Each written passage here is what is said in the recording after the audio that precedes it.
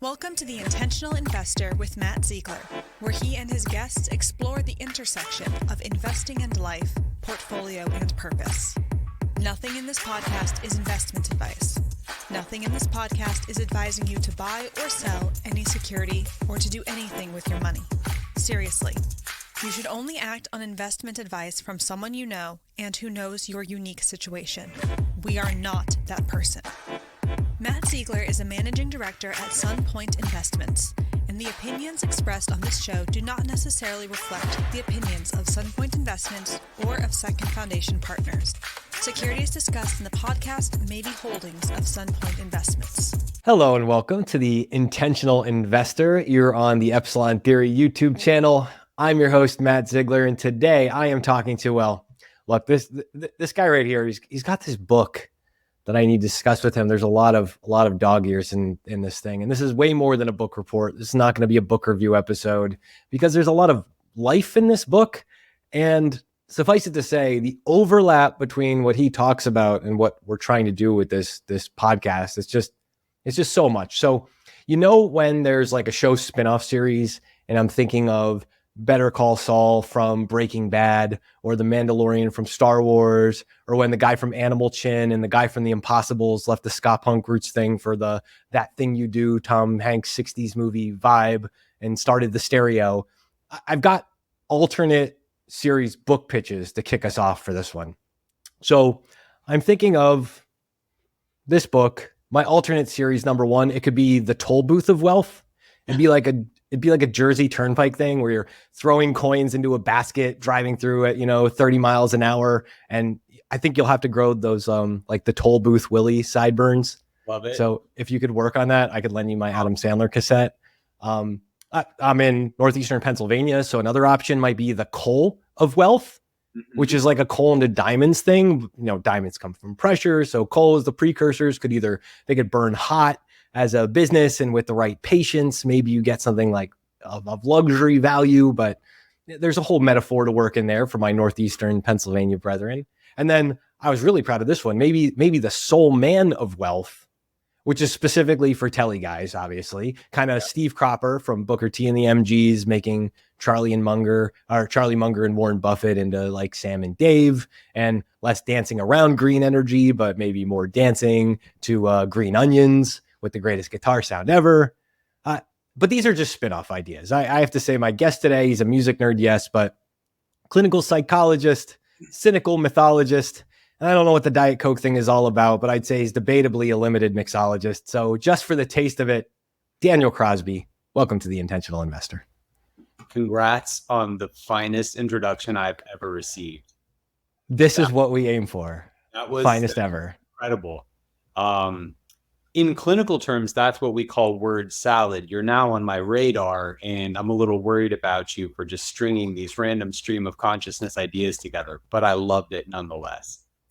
Well, I'm here for word salad, if nothing else. And now, like, this is the problem too. It's like ADHD are the only letters that belong after my name, and I'm hearing word salad and I'm looking at the images from the back of the book. Yeah, which I don't think I've had the book flipped over since I got it and took it on a plane with me. And that's some word salad information if I ever saw it there in those graphics. It is. I love the book. I know you're not going to talk about this much on the book tour, but really where I am emotionally called to start with you is, did you have a punk rock band in high school?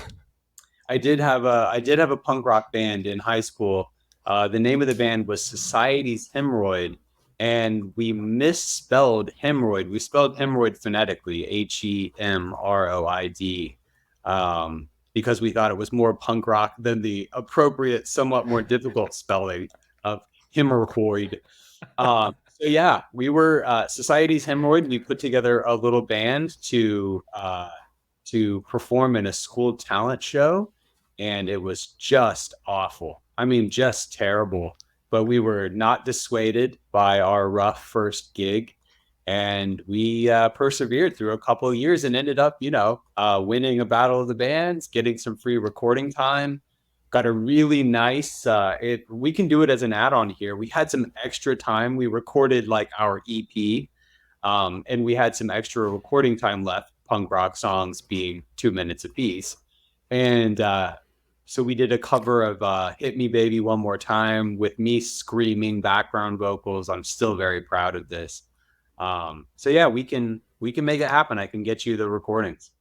That sounds fantastic. And well, I mean, Hit Me Baby One More Time means, is this a late 90s, early 2000s thing? Is this So I graduated from high school in '98. okay. I don't know when Britney Spears was releasing this incredible work, but it was right about the same time. So yeah, right about the same time. Fantastic. And what a great span of time to be. Now, is this like, how is this like super crusty punk? Is this like the pop punk thing of that era? Like what kind of vein were you? So we were like Screeching Weasel. Like I'd liken us most closely to Screeching Weasel. Listen to a lot of Operation Ivy, a lot of Rancid. We had a couple of ska punk songs, right? But they were more of the uh, less than Jake type variety. Kind of look, we were sort of ridiculed as being punk rock jocks. None of us had hard lives.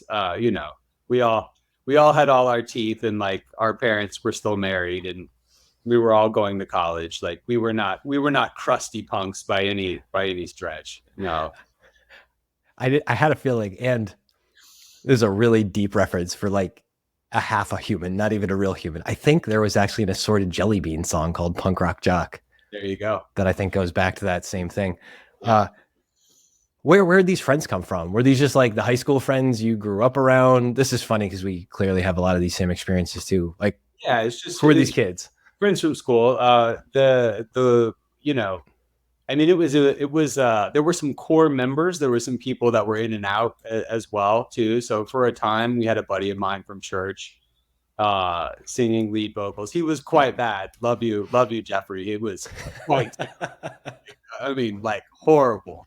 So he was politely asked to leave the band, even though we remained good friends.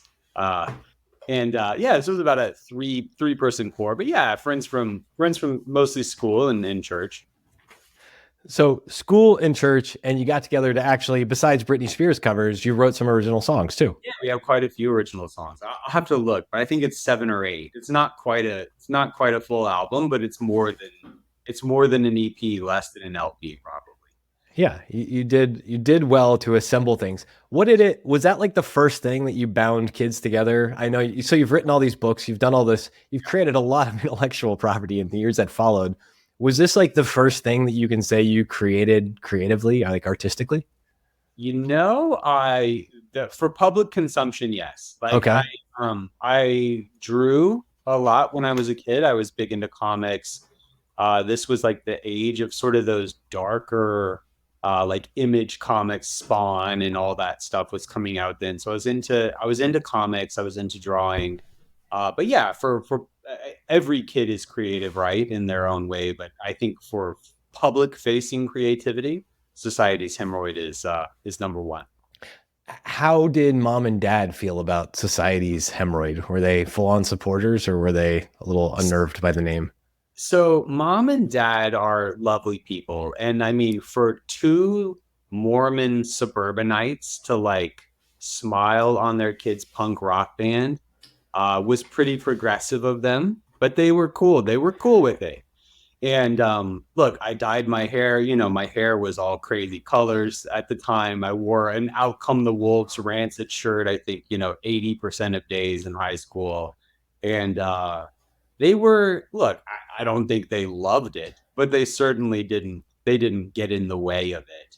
And I think my parents were amateur psychologists enough to know that any sort of protest they would have put up would only have deepened my enthusiasm for it. So I think they were smart enough to know that it was harmless fun and to kind of stay out of the way. So do you feel like there's a thing here like of awareness about things as phases are okay things to let people go through? So they knew that something about them, they sensed that almost. First of all, it's not a phase, Mom. I listened to Rancid this morning. Wait, which album though? Out Come the Wolves is my favorite. Yeah, Out Okay. Come the Wolves is by far my favorite. They actually, they had a new, I'm going to forget the name. They were on my release radar this morning on Spotify. So they had a new song out, but then it just kicked me back to the old stuff because I'm fossilized. I'm that guy. Like I'm fossilized. My tastes have calcified and I just got to go back to the old stuff. There's nothing wrong with calcifying around and out come the wolves. Yeah. So I think there is I think there is something to that. And it's something that I try to remember as a parent as well, right? I mean, it's something I have a teenager now, and a preteen, and it's something I try and remember. Have any of your kids started punk rock bands yet? So my oldest daughter is an accomplished pianist and guitarist and plays, passable bass as well. So she's Wow. looking to start a punk rock band. So if there's any listeners with kids in high school who want to join her band, she's looking for Hemorrhoid 2.0. She's trying. It's like Radiohead said though, everyone can play guitar. It's like she's friends with 20 guitarists and they're looking for we need a drummer and a bass player and vocals. I've been told, possibly from personal experience, that the best thing to do is to get those younger siblings involved in whatever instruments your friends don't seem to play. Well, look, we very much have a Partridge Family set up here, or Osmond's more appropriate. More of that, yeah. So thank you for clarifying. Yeah. We didn't want to put any risk out there. We let's not get too crazy. We have a drum kit, we got a bass, we got a bunch of guitars, we got microphones, we're ready. So but it's not fun to be in a punk rock band with your little brother and your little sister. Not fun yet. That's not very metal. That's not very metal. One day they'll get there. One day they'll get there. So I'm sure we're going to keep coming back to this because I'm just not going to be able to resist. This is just going to be one of those things that I can't help myself for. But I'm really interested. You've told the story in a couple of places about you go off to school. You think you're going off for, what was the first major? You get to school and what did you think you were going to do? So my freshman year, I thought I was going to be an investment manager or financial planner. Like my dad is a financial advisor, still going strong. So he was home every day at 4. He made good money, and I was like, this seems like a good gig. Like, this seems like a good gig. And I wasn't a good student in high school, and I was like, this seems like, this seems like something I could do. Like they would have me, and it would be a nice life. So my freshman year, though, I had taken psychology in high school. And so I took some CE courses, not CE courses. I took some general ed courses, GE courses, general ed courses in psychology, and just absolutely fell in love with sort of abnormal psychology type stuff.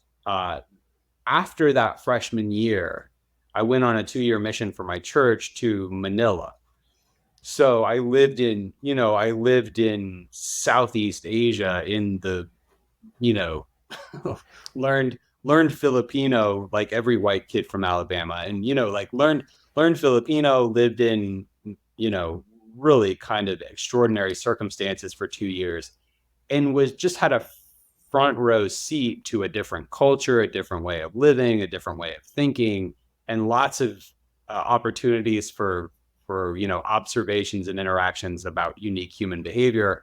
And I came back and I'm like, it's got to be psychology. I mean, I was sort of all the way out on the world of finance after I got back. So 2 more years of school. I finished I went year round, finished my degree, and went on to grad school 3 days after I finished my bachelor's, but got kind of kicked back out of clinical psychology for basically having poor boundaries. I mean, effectively, that's what it was, taking my work home with me and being kind of incapacitated by, seeing 40 or 50 people a week who are having the hardest week of their lives, and, working with people who had endured some really atrocious stuff. And I couldn't do it. Like it's important work. It's valorous work. It's noble work. But I at least at 23 years of age, did not have sort of the ego strength and the boundaries necessary to leave my work at work.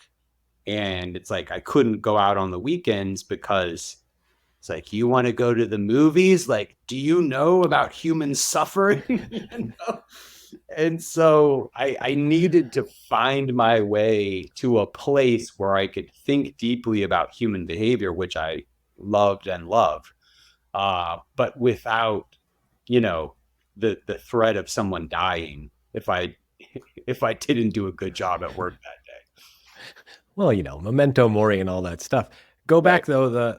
I'm curious. Do you have, and maybe you have a formal? I'm not looking for. Give me the clinical one if you know it off the top of your head. You're not expecting this at all, but like, how do you define boundaries? Just curious from the way you just told that story. Yeah,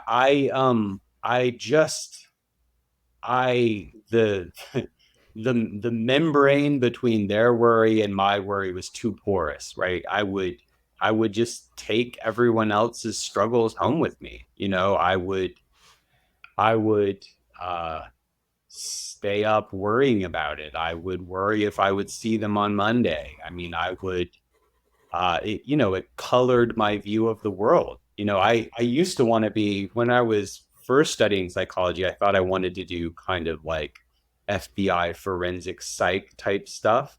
And I read the book Mindhunter, and it's this fascinating book at the guy who... The Netflix series? Is that like the thing that... series as well, which was unjust. I don't think I can handle the book then. Yeah. Okay. Yeah, but you read that though. Yeah, I read the book, right? And so I read the book, and this guy is like, towards the end of the book, you read all the heroics and how it, he developed this behavioral profiling unit at Quantico.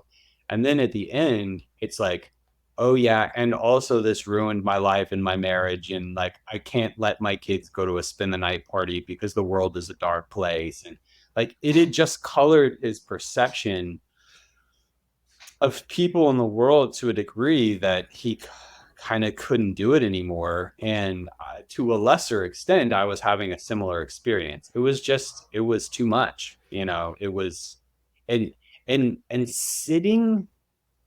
sitting, if you've never done it, like, think about the most intense, most authentic, soul searching conversation you've had in the last 5 years. Okay. Think about how physically, if you're doing it right, it's physically taxing. And now go have 45 of those a week. It is an emotional marathon 8 times a day. It's very hard. I have mad respect for therapists who do it right. I personally have walked out of many a therapist session, meaning like leaving with a therapist, and thought, good God, how did they do this? Yeah. Every day, let alone all week, all month, whatever. Oh yeah. It is so hard if you're doing it well. I'm thinking about this in context with the Mindhunter thing. One of the things that I jotted down from the book was this expression, don't confuse loud with likely. Mm-hmm. And I wonder about the balance between hearing about the super, super traumatic craziness of the world and even how to like right size that type of stuff. Like, I mean, you saw it, you were exposed to a degree of it. You realized you had to set healthy boundaries for yourself to exist in the world, but there's a lot of loud out there still, it's there. Like, how do you do that?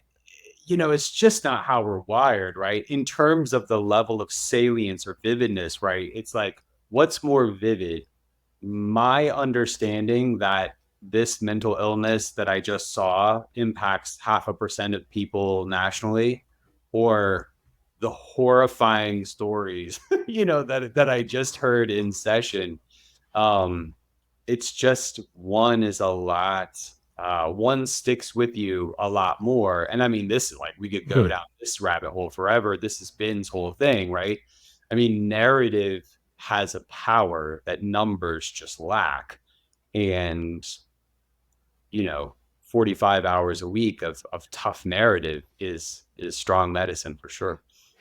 Is there any correlation between that metaphor and listening to lots of loud music in your younger years? So here we go. There's great psychological research on heavy music.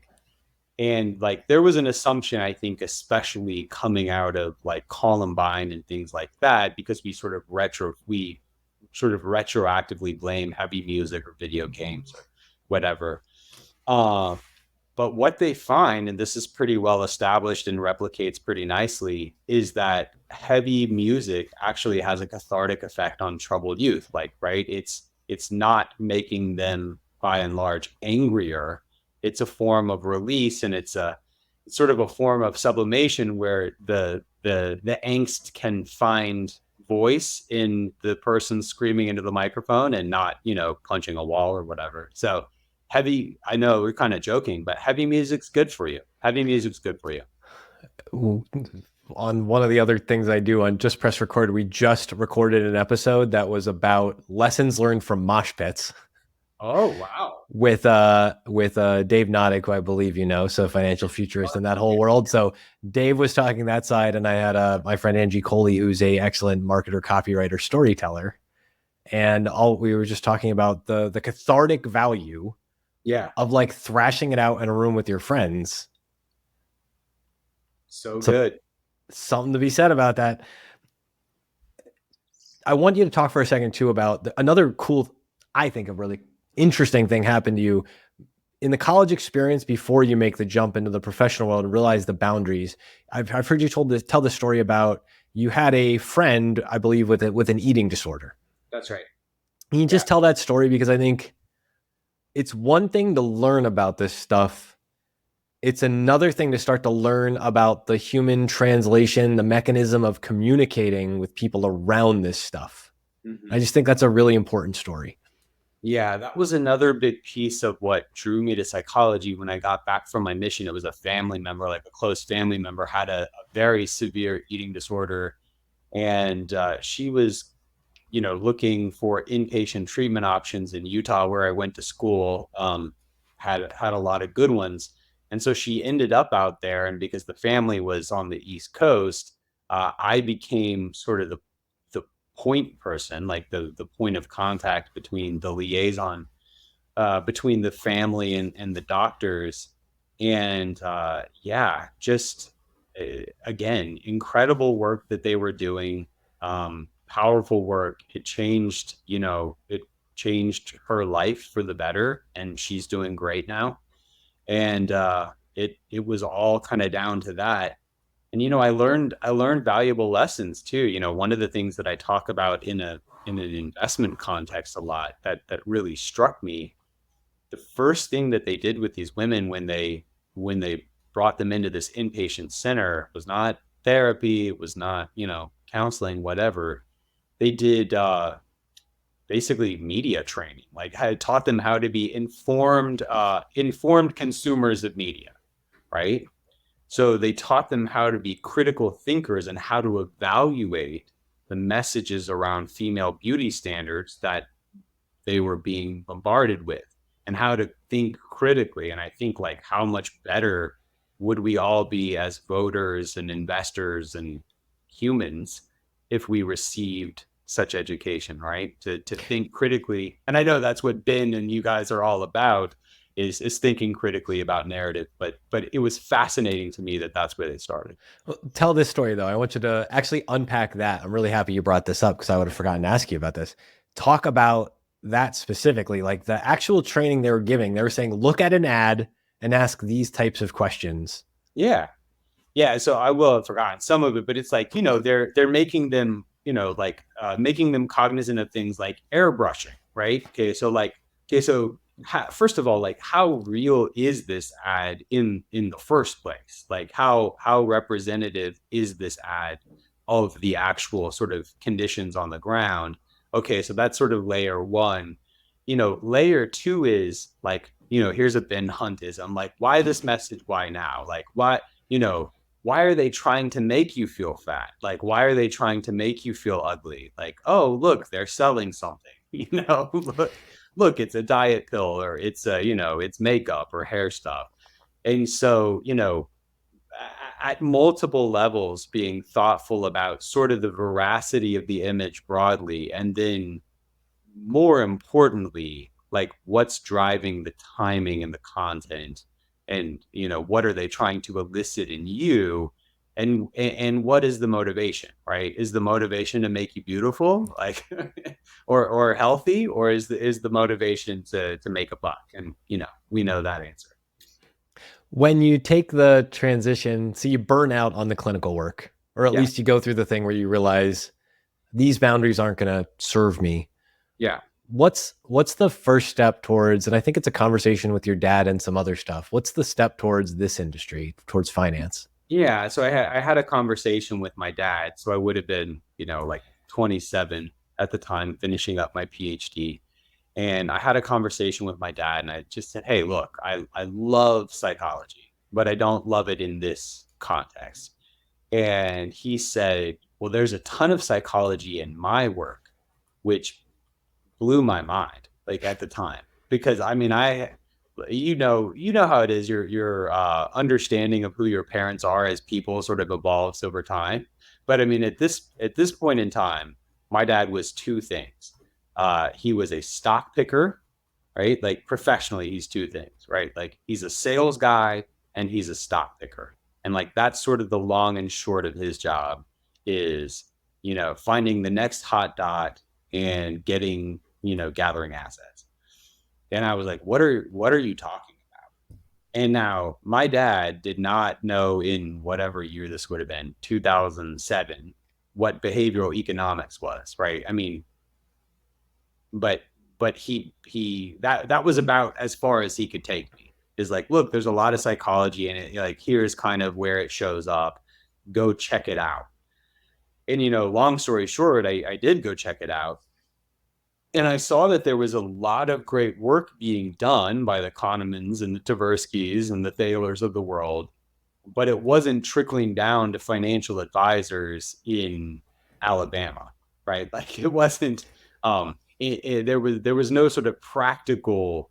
There was no sort of practical application. This stuff was still fairly esoteric and fairly isolated to the ivory tower. And so that was kind of my epiphany, is like, oh, there is a lot of psychology here, and they need a translator. Like they need someone who can speak the language of research and psychology, but can also speak the language of advisors. And that was kind of my, I don't know if I would have said it that well at the time, but that was sort of the general meaning.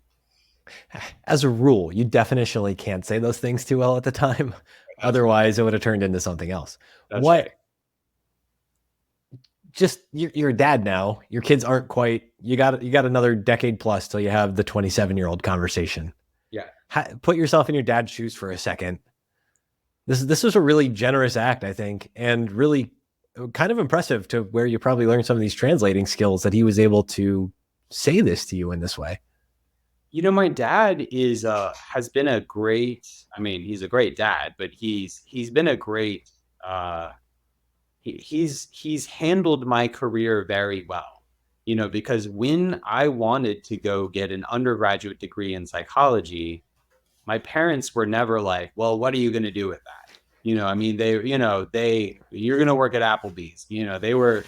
They understood that I loved it. They understood that I was hardworking, and they believed that I would figure it out. And I'm super grateful that they kind of let me run and didn't push back on that. Because I would be, having less fun, making less of an impact, and making less money if they had sort of pushed me into a career where, it was sort of more predictably marketable. And, hopefully that's a lesson. There's counterfactuals too. I mean, there's a world in which I, don't get into grad school and do work at Applebee's, but I think it's a good lesson for me with my kids to kind of believe that things will work out, that hardworking people, things will work out for them as they follow things they're passionate about. They'll find a way. I'd like to think you'd be at least an assistant manager at Applebee's by this point too. I think I'm like Verizon store manager minimum at this point. Minimum. In like a really nice strip mall too, not Oh, just like a run of the mill. A great one. I like to wear black. I like to wear black Oxford shirts with a red tie. I've got a cell phone holder. It's a whole thing. Yeah. That's the whole thing. You got your, what was it called in Office Space? It wasn't her bling. It was her, Flair. it was her flair. Yeah, you got your flair ready. A lot of flair. Yeah. Was that Applebee's in that movie? Or was it just, I think it was all those restaurants amalgamated? Schmapplebee's, right? Like, it was Applebee's? Like, whatever.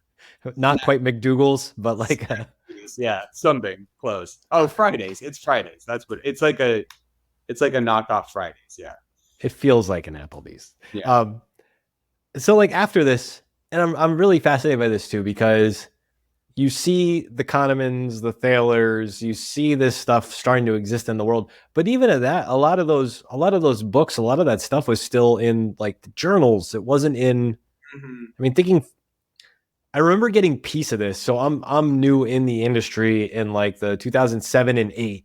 I'm trying to learn some of this stuff. And then with the crisis, I'm trying to unpack why is everybody not, I don't say wrong in like a demeaning way, but why are so many people who said things were right are all of a sudden wrong? And this behavioral finance thing seems like it helps explain a lot of it, because it explains it in terms I can understand as just feelings, emotions, and hey, people aren't all as smart as they let on that they are. Where are you discovering this stuff? Is it just in like the clinical research libraries? Like, where's it even coming from that you're aware? It was a good mix. So like there was starting to be, I'm trying to think who was doing stuff back then, but like Dan Gilbert was doing stuff. Like, Dan Gilbert, Ariely, I feel like had a book out already. Yeah. Ariely was doing stuff. So it had reached a bit of a the ball, the avalanche, the snowball was starting to roll down the hill a bit. So if you were looking, it wasn't a total wilderness. So it was a combination of professional journals and then, sort of more popular media, TED Talks, popular books like Ariely's books. So there was a bit of that there. But what hadn't happened is like, I remember my first pitch, like the first client I went to try and pitch my services to, and they were literally like, this is not a thing. I'm like, look, this is not a thing.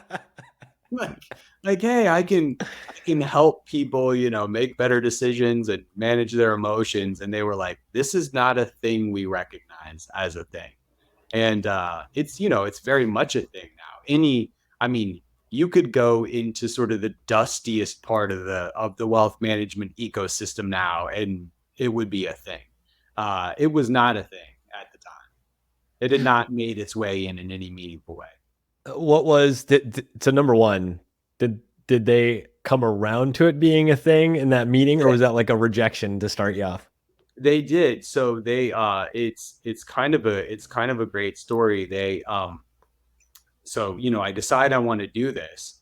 And so I go to the only person in finance I know, my dad, right? And I'm like, hey, do you know anybody? Which my dad is a wirehouse advisor in Alabama. Right. And so my dad says, hey, I know one wholesaler who is like pretty well connected. And so he hooks me up with this wholesaler. And so the wholesaler tries to like, introduce me to the Speakers Bureau folks at an Applebee's. They're like, who is this? Nobody's heard. I'm like 28 years old. I got my PhD like yesterday. And so I'm emailing the Speakers Bureau, like value add marketing folks, and they're like not responding. And so finally I send an email to them and I effectively say, look, I understand that you're blowing me off. Like, I get it. Like, I get that you've never heard of me or this stuff, but I'm like, here's what I'm going to do. I said, I want to fly up. They were in the Northeast. I'm like, I'm going to fly up there, get 50 people in a room, just like get a bunch of your associates in a room. I'm going to fly up there. I'm going to give you a speech. I'm going to give you a 45-minute talk on what this is and why I think it's powerful.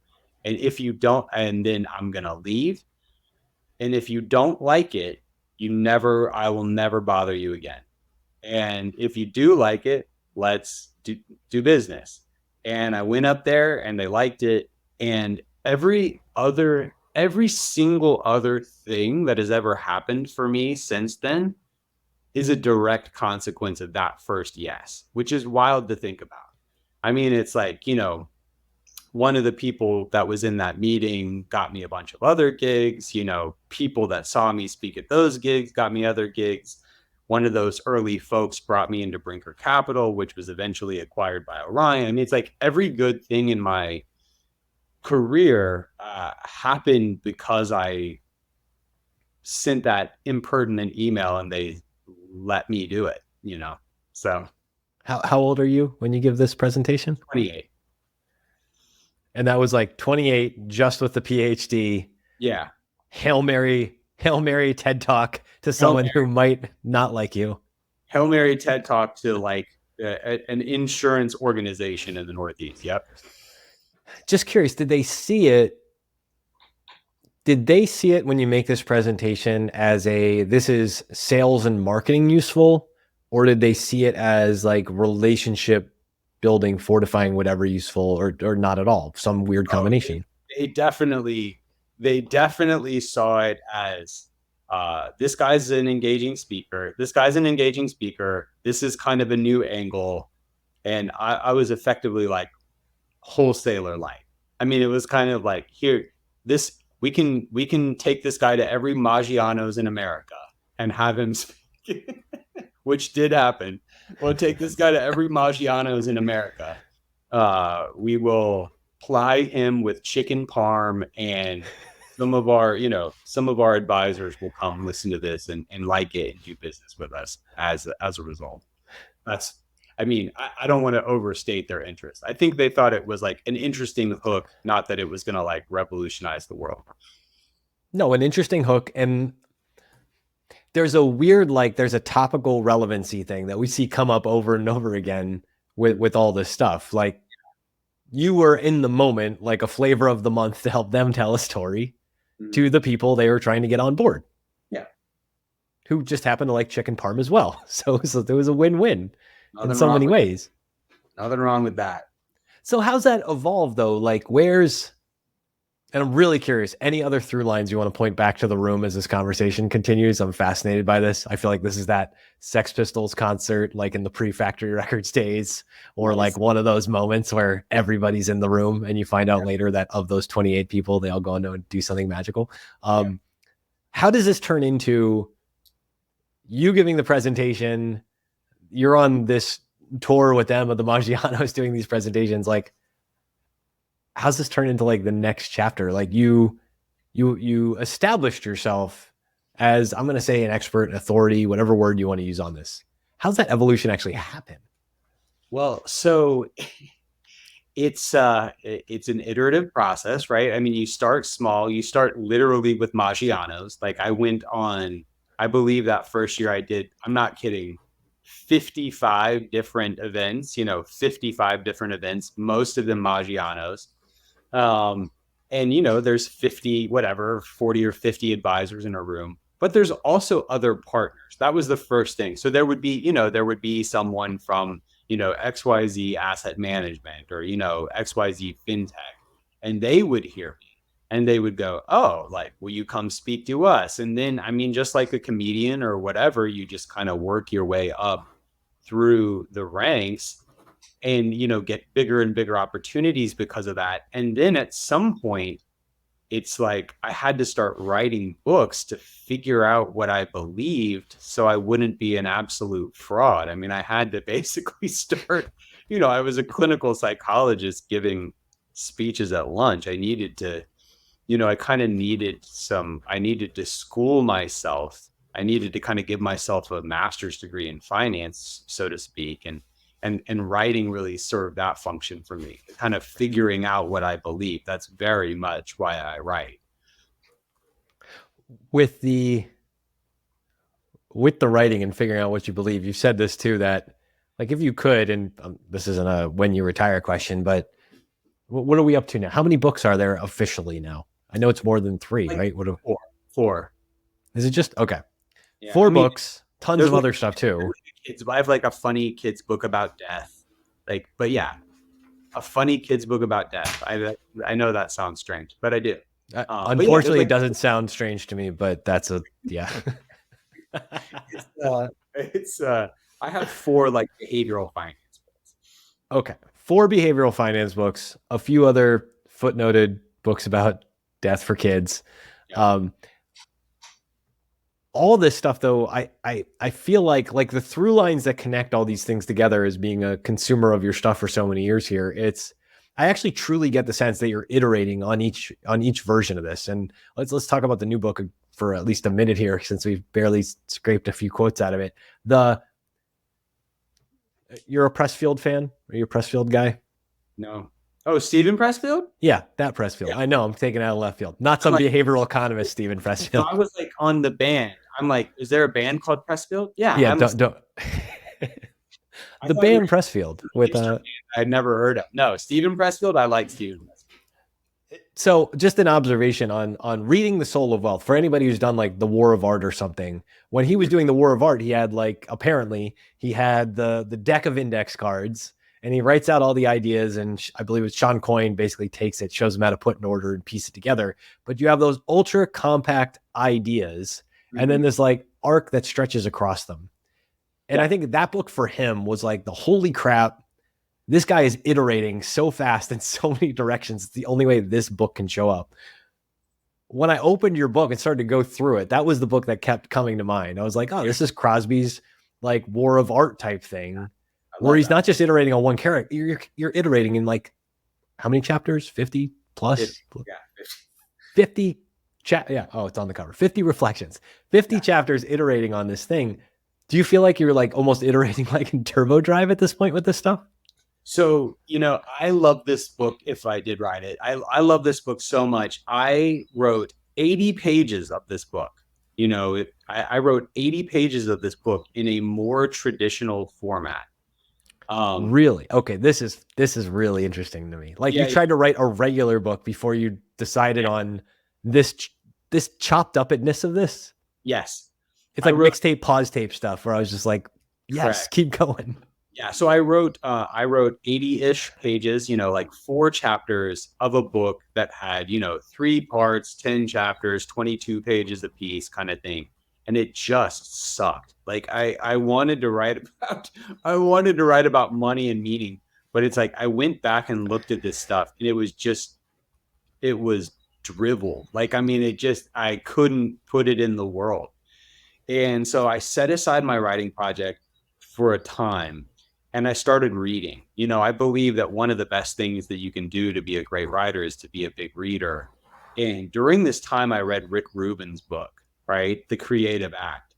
And I had recently watched his HBO special, and let's be honest, kind of want his beard, his job, his life, and I read his book, and as a corporate drone and a father of 3 children and a husband, when we get to the end of the day, I'm very tired.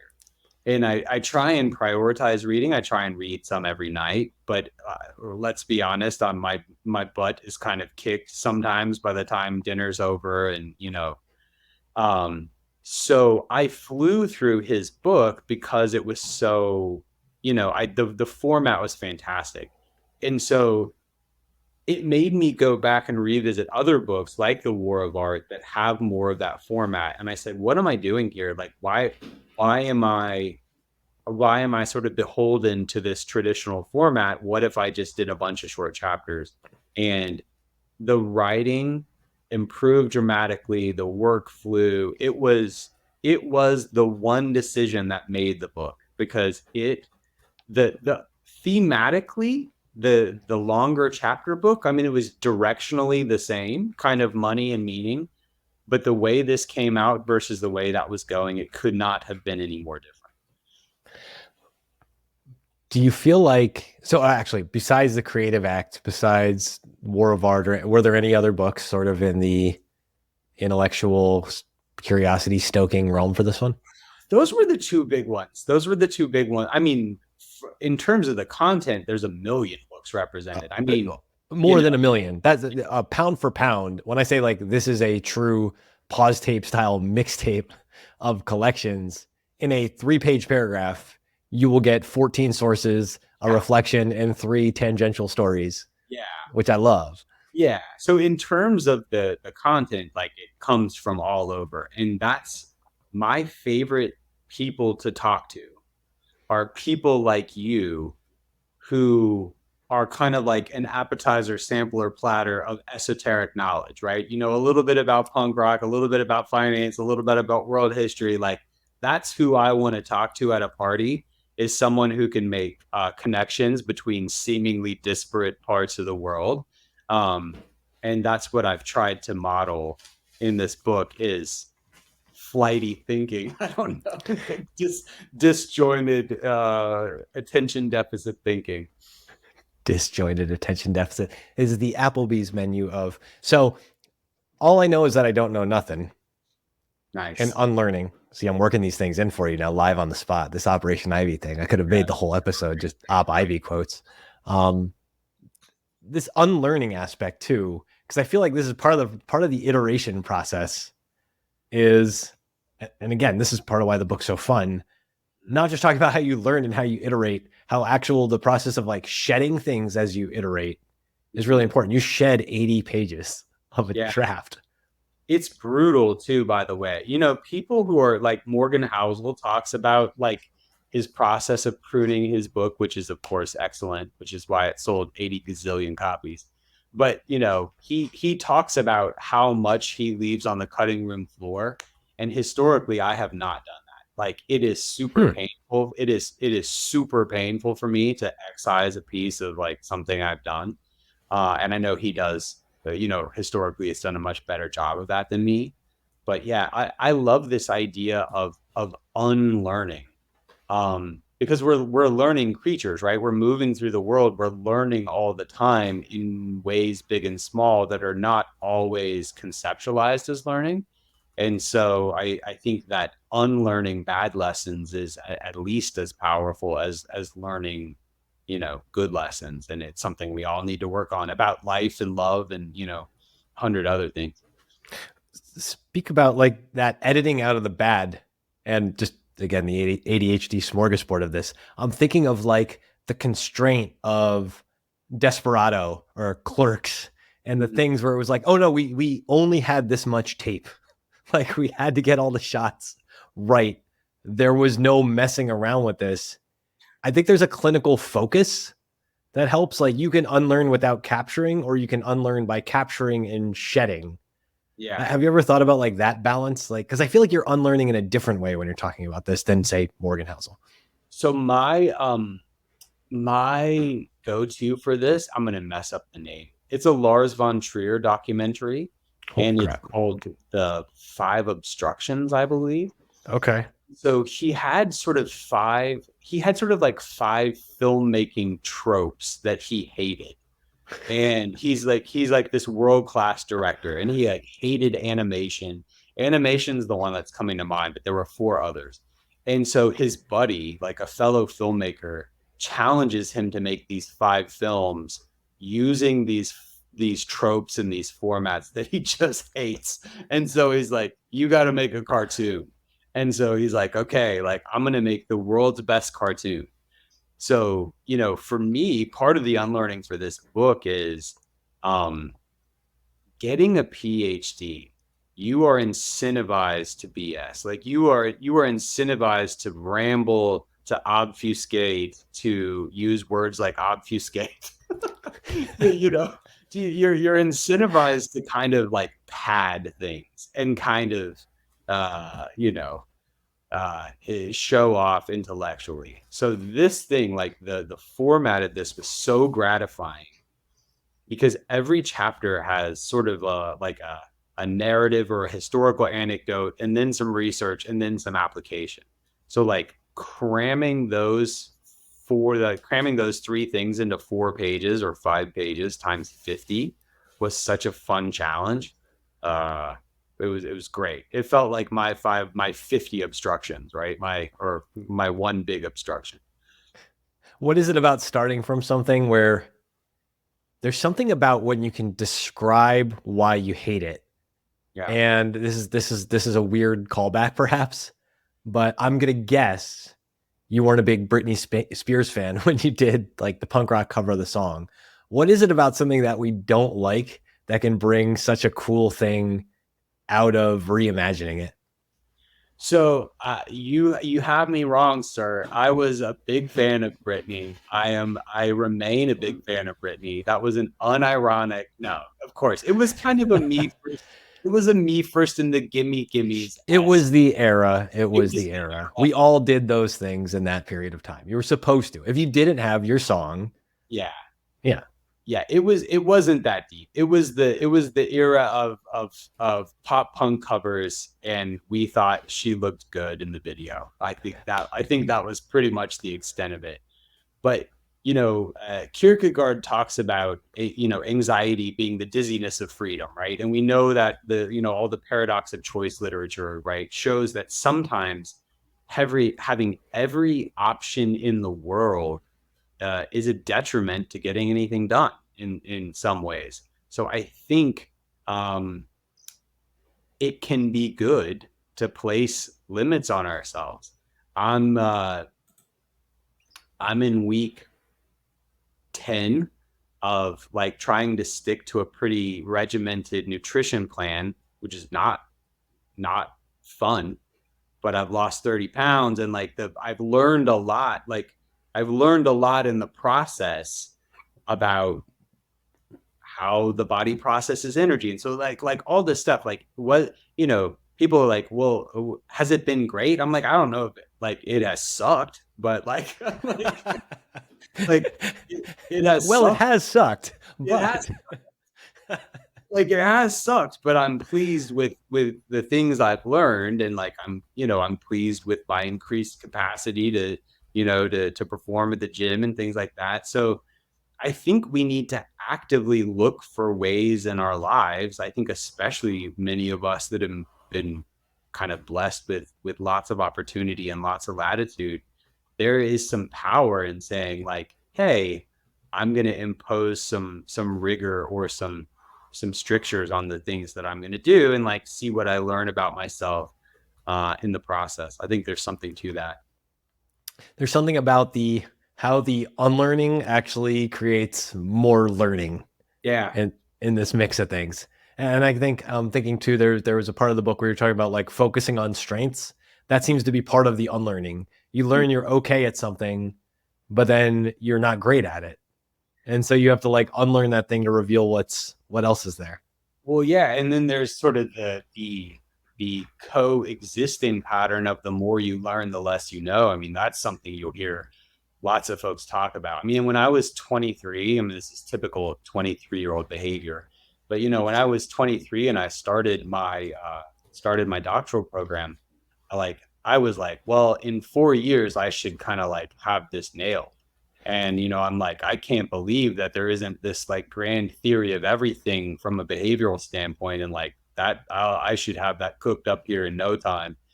And then, at the end of 4 years, you're like, oh my gosh, I know nothing, I know nothing. People are not comprehensible. It's just none of this. I'm no better than when I started at helping people. So there is this process of destruction and learning and new growth, and it's tough, but it's fun. When you think about leading by example on this stuff for your kids, mm-hmm. I'm sure you're having conversations about some of this stuff, some of the journey, some of the letting your kids go through their phases. What are you hoping is going to transcend to them? Because I'm guessing they're not reading The Soul of Wealth. My 10-year-old was the first person in the world to read The Soul of Wealth. How? My 10-year-old is very bright and interested in the world. I mean, besides my publisher, right? But sure. He was the first person. He read it. He read it quickly. He read it thoroughly. He discussed it with me, and he's brought it up a number of times. The thing that I love about psychology and even about behavioral finance, or a book like The Soul of Wealth is, Jason Zweig talks about, I'm going to try and not do his quote a disservice here, but like not using behavioral finance as a window onto other people's behavior, but using it as a mirror onto your own behavior. And I think that if you're not, you shouldn't read a book like mine primarily as a way to indict other people for all their silly behavior. You should first look to find that silly behavior in yourself, right? And so I feel super lucky that I get to think about meaning and purpose and happiness all day long and try to bring those things back home. I feel like my personal life is in an awesome place right now, and I don't think it's disconnected from the luxury I get to kind of think about these things all day and try and apply the science of happiness, back home. So I think it's a, for all of us in kind of like the advice space,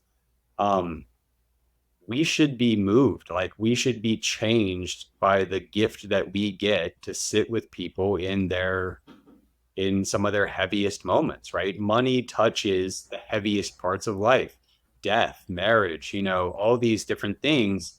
There's money in motion, and we really have kind of a special job. And I think it should change us. And I hope this book will change the people who read it. When are your daughters going to read this book, or is that going to be a hard pass? So the 7-year-old is not there yet. Disappointing. No. Yeah, I mean, I would think, smarter kids by this point. You got a PhD, and disappointing. I'm a little disappointed in her. She seems more hyped about a series of unfortunate events right now. Fair. 15-year-old, my wife is reading it right now, and the soon-to-be 15-year-old, I'm gonna let her be punk rock. I'm not gonna make her read it. It's there. If she wants to read it, I hope she will. But look, I'm gonna learn the lessons my parents taught me, which is not to force it. I feel morally obligated to mail you a copy of the new Kathleen Hanna book that's sitting in my living room right now. Yeah. But my wife is being steeped in Bikini Kill before I can get back to the history of that one. You got to have Eben Burr on. He has good Bikini Kill connections. You'd love to interview him. Then that might actually more than need to happen just so we can talk about that stuff. Yeah, Bikini Kill La Tigra, and then the idea that she married a Beastie Boy. My whole high school experience is on its head. This idea. So just last question on this stuff. Like, does that make it so when your wife, when people are reading it, and I know this from my own experience, like with my own wife, like she's one of my most trusted editors, and just, she works in healthcare. So she works away from this stuff, but that means she understands the essence of trying to care for other people and try to like make points that I never want to feel like I'm talking down to somebody personally. That's really, really a huge value that I hold dear and near to my heart. And I feel like I see you doing the same thing, especially in this book, with how accessible you're making it. Did those conversations then come home to roost? Are these like dinner table conversations for you guys? And maybe not like the super deep stuff, but at least whatever the great molasses incident of Boston or something that was at the beginning of the book, like some of these fun stories. Is this dinner table stuff? So my wife, the thing that my wife likes the most about reading my books is that she sees pieces of dinner table conversation show back up. Yeah, it's the callback. Yeah, and she'll go like, I remember when we talked about that, like. That's so cool. Yeah. So, I'm always trying to put, interesting thoughts in my head, and, I'll bring them to dinner. And then when they show back up, that's like a cool Easter egg for her. So that's definitely her favorite part of the whole thing. There's something about those Easter eggs for the people in our lives that see how hard, like they see how hard you're working. Yeah. And then to see that they're part of the iterative process, it must be a cool thing, even to know when you're seeding that Easter egg for later. Super cool. The thing she hated, I think it was The Behavioral Investor. I've dedicated all my books to my wife and kids. But But in the behavioral investor, I originally had it like, to Katrina, my most rational decision or something like that. And she was like, this is the most, You've insulted me. this is the most sterile, like unromantic nonsense. Like I need that gone immediately. So yeah, she hated I changed it. The laws of wealth, older, it's been changed in the newer, in like the second printing of it. But the old edition of the laws of wealth actually is dedicated to a kid that I don't have, because my wife was pregnant with a kid and we hadn't decided what to name the kid yet. And so I think it's dedicated to Nell, which was like Harper Lee's first name is Nell. Yeah. And so we were thinking about naming our baby Nell, and we didn't. And so there's a little Easter egg in the laws of wealth as well, dedicated to a kid who I don't have. But what an amazing reference too, to say you do these. I'm not saying these things like don't matter. Yeah. But like this is part of the mess most people aren't going to talk about. Yeah. No, this is fun. Yeah. Okay. So I've got some notes for us. I actually have way too many notes from this conversation, and I think I was laughing through too many of them. So this is going to be a problem if I can summarize whatever we just went through here. A couple of things I want people to remember. So I loved this whole idea at the beginning where, and I'm skipping over the punk band stuff because I think I have to end on a few of those things. Not having good boundaries. I mean, I feel like this is a therapy session for me inside of this right now. 23, to be able to recognize that you had poor boundaries because, as you put it, it's a membrane between their worry and yours, and it was too porous. I think that's a really, really powerful just idea of thinking of the boundary as a membrane. That's not like, it's not you're building a great wall. It's not a concrete thing that like none shall pass unless you go through the gate. It's this porous membrane that stuff can freely flow back and forth in between. But you have to understand if you're containing the things that you want to contain, and if you're letting out the things that you want to let out and keeping out what you want to let out. That's a poetic depiction of boundaries. We talked a little bit about the whole loud versus likely thing, and I want to tie that to this idea of communicating narrative versus like spewing narrative, the loud shouting of narrative versus actually learning the skill to listen to narrative. And maybe that culminates almost in a weird way in this conversation with your dad with the PhD thing, and being like, stock picker and sales guy can still step back and say, there's this whole career narrative in front of you. There's all these things that you're wondering about, but let me just plant a few more seeds to you, young Daniel son, and see if you can do this. Did you ever read Ender's Game too? I just got to ask you, was this ever on your radar? I'm an author, bro. You know, I read Ender's Game. Okay. Did you read the whole Shadow series and everything too? How deep did you go? Ender's Game. We're going to talk offline about those one-dimensional parents and how Orson Scott Card went back and re-added depth to all of them in a whole other series. That's like, it's the coolest thing ever. This idea of letting phases run. I think that's really important. The punk rock band as a kid, then thinking you're going to be one major, then going on this trip to the Philippines and having this whole other experience in Manila and doing this stuff, seeing a different world, coming back, knowing there are other phases to run. It's so easy to gloss over all the phases people go through as they iterate what they're doing. The idea of starting in this track and in the behavioral psychology as it applies to finance and being told this is not a thing. This is not a thing that exists. Nobody's going to care about that. But making that email pitch to show up, present to a bunch of people, and then even though it meant going on the Maggiano's world tour, you got put on that tour. The punk band never went on tour, but you went on the wholesaler tour with an idea that ended up being a lot more infectious. We talked about the intellectual property of it all, just making the books. I love knowing that the War of Art and the Creative Act were like two influences, because reading the book, that comes across, and that is a beautiful encapsulation of what you're doing in your way. We talked about the absolute, I'm going to call it's the art of unlearning, both the things that you know, and also the idea of how you have to both learn and unlearn around your editing process. We can't all leave probably other bestseller potentials like Morgan Housel, like in the trash can. Sometimes we have to focus that stuff through and understand how we let stuff in and out. Again, it's almost a boundaries issue with the editing process. I love that you said getting a PhD was basically, learning to BS. I think that's fantastic. You have to learn the BS in order to unlearn the BS in a way too, though. Like if you don't get that use of language into your head, then it's really hard to have the rigor to say, how do I actually see it when it's happening? Kind of like the movie, the documentary example of being the 5 obstructions, and we'll figure out what that is. But you have to know what those things are critically to then do something else with it.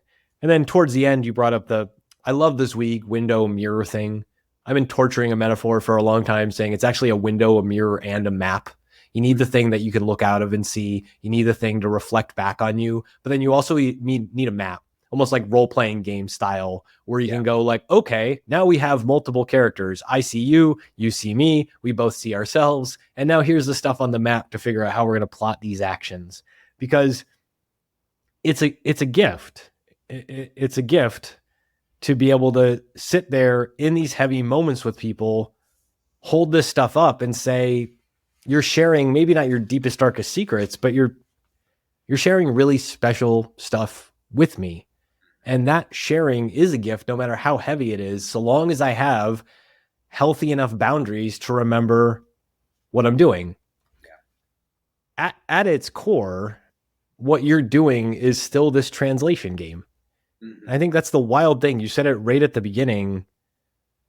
And I made a bunch of jokes about variations on the title, but like what you're doing is you're translating a language between two sides in all this work. And I think it's really, really special. I think it's really, really important.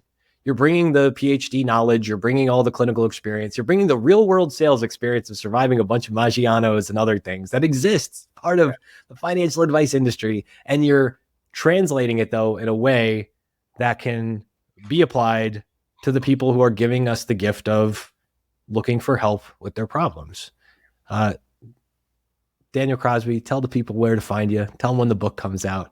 Yeah, you can pre-order the book now. It's out in mid-October. I'm at Daniel Crosby on Twitter, Daniel Crosby PhD on LinkedIn. And it's been a pleasure, man. I love what you're doing. And I'm glad you're part of a great Alabamans stable of talent. It's a beautiful thing to see. We got to keep the Bama energy strong. Ladies and gentlemen, my guest, Daniel Crosby, he is truly an intentional investor, and he's a bombshell. We can all agree on that. Thanks, Daniel. Yeah, man. Thanks for tuning in. Be sure to like, share, and subscribe wherever you're watching The Intentional Investor so more people can find our show. You can follow Matt directly at cultishcreative.com or at cultishcreative on Twitter. For more great content at the intersection of investing and life, check out epsilontheory.com or at epsilontheory on Twitter.